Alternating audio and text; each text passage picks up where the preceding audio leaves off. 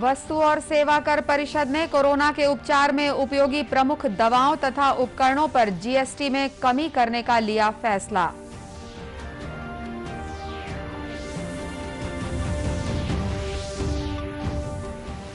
जल जीवन मिशन के तहत छत्तीसगढ़ को बीते वर्ष की तुलना में 4 गुना अधिक अनुदान की राशि मंजूर।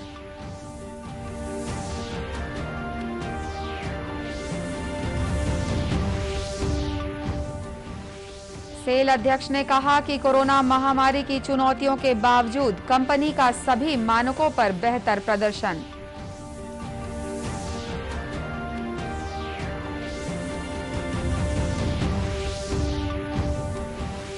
और भारतीय जनता पार्टी की प्रदेश इकाई ने आज से राज्य सरकार के खिलाफ वादा खिलाफी महाअभियान की शुरुआत की।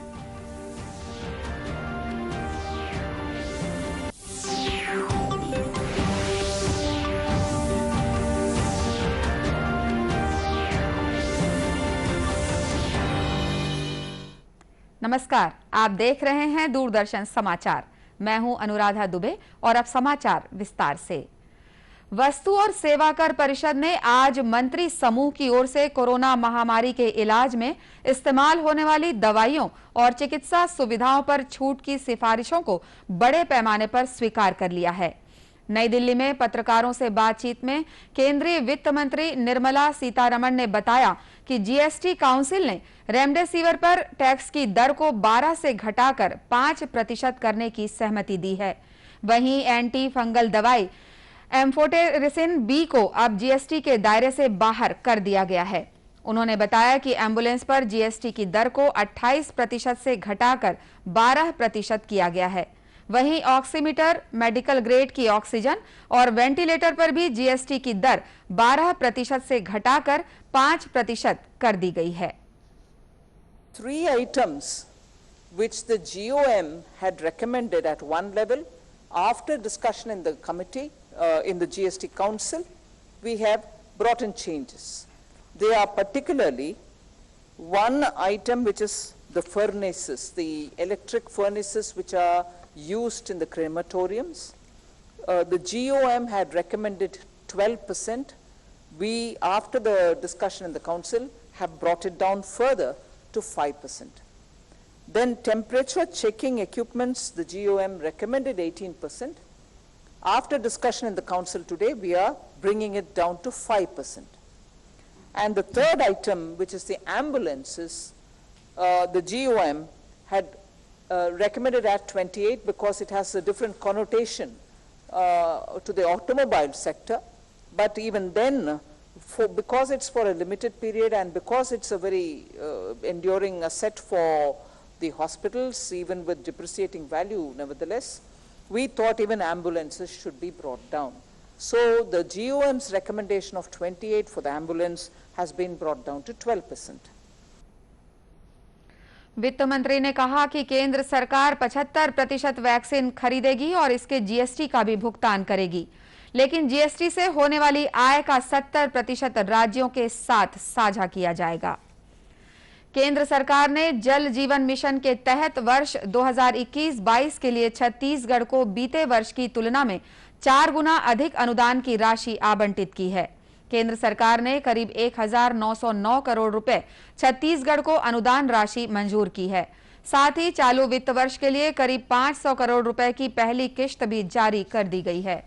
वहीं केंद्रीय जल शक्ति मंत्री गजेंद्र सिंह शेखावत ने कहा है कि छत्तीसगढ़ में प्रत्येक गांव के घरों में 2023 तक नल से शुद्ध पेयजल पहुंचाने के लिए हर संभव सहायता दी जाएगी। इस संबंध में उन्होंने प्रदेश के मुख्यमंत्री को पत्र लिखकर ग्रामीण घरों में नल जल कनेक्शन देने के काम में तेजी लाने का आग्रह किया है। श्री शेखावत ने छत्तीसगढ़ के केवल 11,521 स्कूलों और 4,810 आंगनबाड़ी केंद्रों में ही नल से पेयजल की व्यवस्था होने पर चिंता जताई। उन्होंने राज्य सरकार से कहा है कि आने वाले कुछ महीनों में सभी स्कूलों, आंगनबाड़ी केंद्रों और आश्रम शालाओं में भी नल से पेयजल पहुंचाया जाए ताकि बच्चों को बेहतर स्वास्थ्य और स्वच्छ माहौल उपलब्ध कराया जा सके।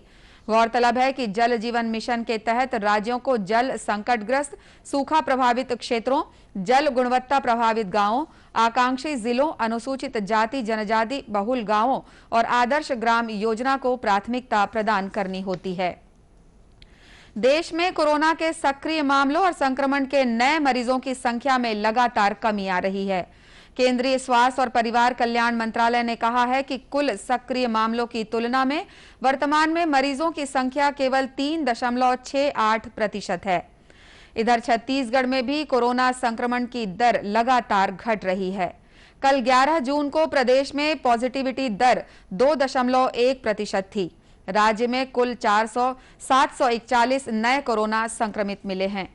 वहीं 1600 से अधिक मरीज स्वस्थ हुए हैं।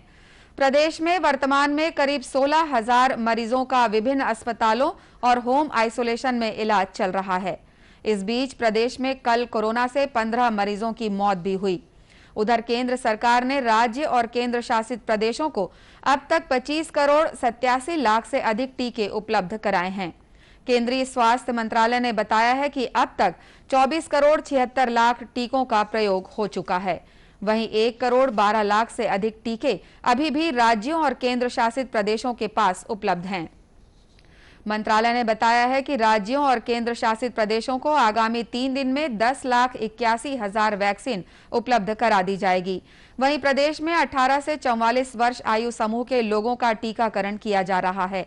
कल 11 जून तक राज्य में इस आयु समूह के 9,15,000 से अधिक व्यक्तियों को टीका लगाया जा चुका है।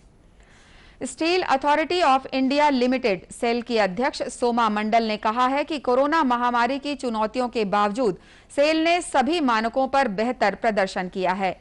उन्होंने मीडिया से बातचीत में कहा कि कंपनी ने चालू वित्तीय वर्ष के दौरान उत्पादन और वित्तीय प्रदर्शन में एक साथ बढ़ोतरी दर्ज की है। प्रोडक्शन भी लास्ट ईयर जो भी इनिशियल एक क्वार्टर हमारा खराब था, बट बाकी क्वार्टर्स में हम मेकअप कर लिए हैं। सेल्स हम लोग nearly there is a growth of nearly 4% in sales. Production थोड़ा पिछले साल से कम हुआ था क्योंकि हमारा क्वार्टर जो था फर्स्ट क्वार्टर कम हुआ था, इसीलिए थोड़ा प्रोडक्शन कम हुआ है, बट लेटर क्वार्टर्स में हम लोग बहुत अच्छा किए हैं। प्रॉफिट बहुत अच्छा हुआ है एंड आशा करते हैं कि इस साल भी अच्छा होगा। मार्केट अच्छा है। उन्होंने कहा कि हमारी प्राथमिकता बाजार की आवश्यकताओं के अनुरूप मूल्य संवर्धित उत्पादों की हिस्सेदारी बढ़ाने पर जोर देने के साथ संगठन की कार्यप्रणाली को और बेहतर बनाने की है। एक सवाल के जवाब में उन्होंने कहा कि साल 2024-25 तक रावघाट परियोजना से आयरन ओर मिलने लगेगा। रावघाट आ जाएगा 24-25 में रावघाट आ जाएगा एंड हम लोग को बाहर से अभी आयरन ओर मंगाना नहीं पड़ेगा। हमारे पास जो है दाली राजारा और वहाँ महामाया एक्सेट्रा में वहाँ से जो मिलेगा हम लोग का नेक्स्ट फ्यू ईयर सस्टेन हो जाएगा और बाय देन हम लोग का रावघाट स्टार्ट हो जाएगा। सेल अध्यक्ष सोमा मंडल ने अपने प्रवास के दौरान जंबो कोविड केयर सेंटर का निरीक्षण किया और पौधारोपण भी किया। भारतीय जनता पार्टी की प्रदेश इकाई ने आज से राज्य सरकार के खिलाफ वादा खिलाफी महाअभियान की शुरुआत की है। ये अभियान 17 जून तक चलाया जाएगा। इसके संबंध में प्रदेश के पूर्व मुख्यमंत्री और भाजपा के राष्ट्रीय उपाध्यक्ष डॉक्टर रमन सिंह ने राजधानी रायपुर में आज पत्रकारों से चर्चा की। इस मौके पर उन्होंने राज्य सरकार पर किसान और मजदूरों की उपेक्षा का आरोप लगाया। उन्होंने कहा कि राज्य सरकार केंद्र सरकार की योजना वन नेशन वन राशन को लागू नहीं कर रही है। किसानों के हितैषी और हित की बात करने वाले भूपेश जी, जब पूरा देश और देश के सारे राज्य वन नेशन वन पेंशन में चले गए, वन नेशन वन राशन में चले गए, पूरे देश में एक राशन कार्ड की व्यवस्था क्यों किया गया? क्योंकि छत्तीसगढ़ से मजदूर पलायन करता है, बिहार से मजदूर पलायन करता है, उत्तर प्रदेश से पलायन करता है, उसको उस राशन कार्ड में नागपुर में जाए, चाहे हैदराबाद में, चाहे बेंगलुरु में जाए, चाहे दिल्ली में जाए, उसको राशन मिलेगा। ये गवर्नमेंट ऑफ इंडिया की इतनी बड़ी योजना वन नेशन वन राशन, इस योजना को वेस्ट बंगाल ने लागू नहीं किया, इस योजना को दिल्ली ने लागू नहीं किया, और इस योजना को किसान हितैषी भूपेश जी ने लागू नहीं किया, जबकि हमारे लाखों लाख मजदूर हर साल पलायन करके राज्यों में जाते हैं, उनके चिंता भोजन की व्यवस्था, ये केंद्र की योजना है। आपको पूरा पैसा केंद्र सरकार से राशन का मिलता है। डॉक्टर सिंह ने कहा कि राज्य सरकार हर मोर्चे पर विफल रही है। उन्होंने कहा कि भाजपा राज्य सरकार की विफलता को जनता के बीच लेकर जाएगी। मुख्यमंत्री भूपेश बघेल ने वीडियो कॉन्फ्रेंसिंग के माध्यम से आयोजित कार्यक्रम में मुंगेली और बेमेतरा जिले में 449 करोड़ रुपए के 396 विकास कार्यों का लोकार्पण और भूमि पूजन किया। मुख्यमंत्री ने मुंगेली जिले में 276 करोड़ रुपए से अधिक के विकास कार्यों में से करीब 154 करोड़ रुपए के कार्यों का लोकार्पण और 122 करोड़ रुपए से अधिक के 93 कार्यों का भूमि पूजन किया। इसी प्रकार बेमेतरा जिले में 172 करोड़ रुपए से अधिक के 134 विकास कार्यों का भूमि पूजन और करीब 27 करोड़ रुपए के 38 कार्यों का लोकार्पण किया। प्रदेश के कई हिस्सों में अगले 24 घंटों के दौरान भारी बारिश होने की संभावना है। मौसम विभाग से मिली जानकारी के अनुसार दक्षिण पश्चिम मानसून प्रदेश में सक्रिय हो गया है। इसके असर से आगामी 24 घंटों के दौरान रायपुर, दुर्ग, बिलासपुर सहित प्रदेश के कई अन्य क्षेत्रों में गरज चमक के साथ मध्यम से भारी बारिश होने के आसार हैं। वहीं एक दो स्थानों पर भारी से अति भारी बारिश होने की चेतावनी भी दी गई है। इसके अलावा एक दो स्थानों पर आकाशीय बिजली भी गिर सकती है। मौसम विभाग के अनुसार अगले 2-3 दिनों तक बारिश का मुख्य क्षेत्र प्रदेश का मध्य भाग रहने की संभावना है।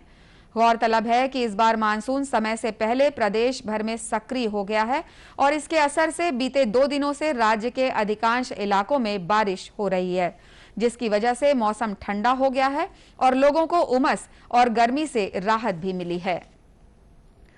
प्रकृति की सभी रचनाएं प्रत्यक्ष अप्रत्यक्ष एक दूसरे पर निर्भर हैं और उनमें हमारे साथ साथ नन्ही गौरैया भी शामिल है। घर घर की चिड़िया गौरैया आजकल बहुत कम दिखाई देती है। इसके संरक्षण के लिए कई संस्थाएं प्रयास कर रही हैं। कोरबा जिले में भी एक एनजीओ के द्वारा गौरैया चिड़िया के संरक्षण के लिए विशेष प्रयास किए जा रहे हैं। इस संस्था के द्वारा वनांचल और आवासीय कॉलोनियों के पेड़ों पर मिट्टी के मटके बांधकर गौरैया चिड़िया का आशियाना तैयार किया जा रहा है। संस्था के अध्यक्ष अविनाश यादव ने बताया कि उनकी संस्था के सदस्य सांपों के संरक्षण के साथ ही विलुप्त हो रही चिड़ियों की प्रजाति को बचाने की दिशा में भी काम कर रहे हैं।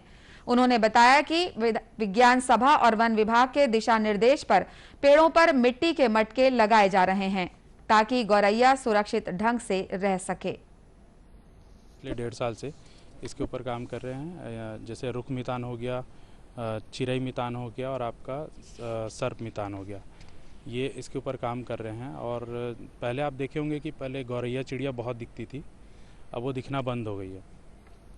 इस वजह से भी है कि पेड़ वेड़ सब कट रहे हैं, तो अब वो इधर पे आशियाना नहीं बना रहे हमारे घर साइड, तो उनको मिट्टी के जो घड़े होते हैं उस पर उनके लिए हम लोग घर बना रहे हैं। उनको वो पसंद रहता है और उनके पीने के लिए वो मटके का जो ऊपर का जो ढक्कन रहता है उसको रख रहे हैं ताकि उसमें पानी पिए, क्योंकि मिट्टी के बर्तन पे वो खाना पसंद करते हैं और पानी पीना पसंद करते हैं। वहीं संस्था के सदस्य रेखा श्रीवास ने दूरदर्शन समाचार से बातचीत में बताया कि आधुनिक बनावट वाले मकानों में गौरैया को घोंसला बनाने की जगह नहीं रहती, इसलिए हमारी संस्था गौरैया को बचाने के लिए हर संभव प्रयास कर रही है। पहले अपन लोग को गौरैया चिड़िया बहुत ज़्यादा दिखाई देती थी, बहुत सारे पक्षी दिखाई देते थे और अभी प्रदूषण के वजह से भी प्लस पेड़ पौधे बहुत ज़्यादा कम हो गए हैं, उसके वजह से चिड़िया नहीं दिखाई दे रही है। तो उसके संरक्षण के लिए अपन लोग यहाँ आए हुए हैं और मटका में पानी वगैरह रखने के लिए उसका आशियाना बना रहे हैं। गौरतलब है कि गौरैया बबूल, कनेर, नींबू, अमरूद, अनार, मेहंदी और बांस जैसे पेड़ों पर रहना पसंद करती है। साथ ही छोटे पेड़ों और झाड़ियों में भी गौरैया अपना घोंसला बनाती है।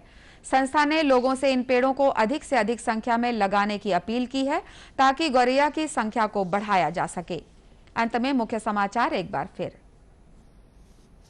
वस्तु और सेवा कर परिषद ने कोरोना के उपचार में उपयोगी प्रमुख दवाओं तथा उपकरणों पर जीएसटी में कमी करने का लिया फैसला।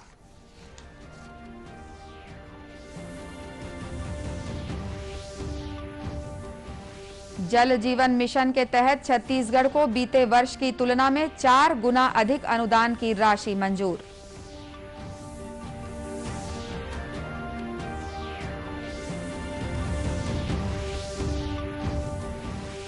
सेल अध्यक्ष ने कहा कि कोरोना महामारी की चुनौतियों के बावजूद कंपनी का सभी मानकों पर बेहतर प्रदर्शन।